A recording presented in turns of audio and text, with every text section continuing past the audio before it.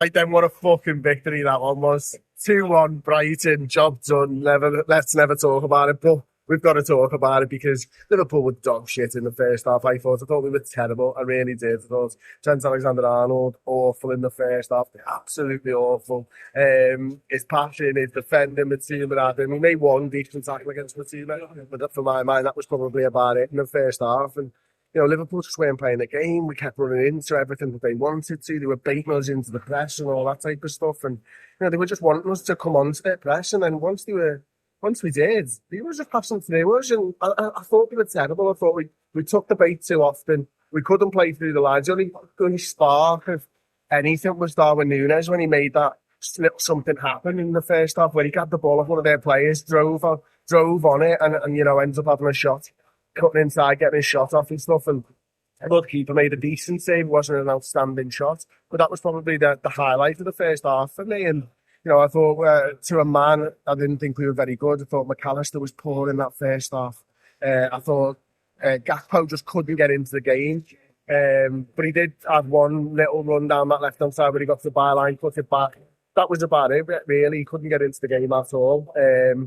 I thought Bosley was terrible in the first half. Again, I praised him for his pressing and stuff, but I think he was part of the problem in that first half, running into things, and then Brighton just playing through. Was the other one where, Kelleher ended up making a good save? I think I might say that was the first half, yeah.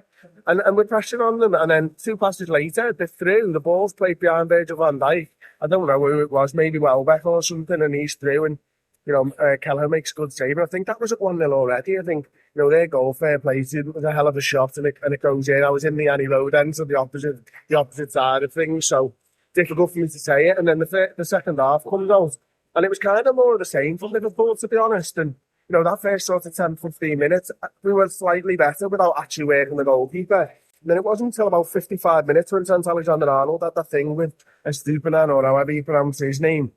And they had that little bit of argy-bargy, and then the crowd erupted. And that was what changed the game. And this is Anfield at its finest, we were pissed off. We knew that Manchester City were losing. We knew that West Ham, not West Ham, we didn't care about West Ham. Well, they were losing as well. But we knew that Bournemouth were, beating City. We knew that Newcastle had beaten Arsenal. We were fuming, and Trent was fuming. And then all of a sudden, from that litmus paper on 55 minutes, the ground erupted. The Liverpool players, Kostas Tsimikas, asking for more, and Szoboszlai asking for more. So we were willing to give it over and over again, louder and louder, until obviously Cody Gakpo, it's a great cross for a mile out, and it goes into the bottom corner, and that was just a game. And then, wasn't it? A couple of minutes later, great play by, I think it's maybe Curtis Jones and Luis Diaz.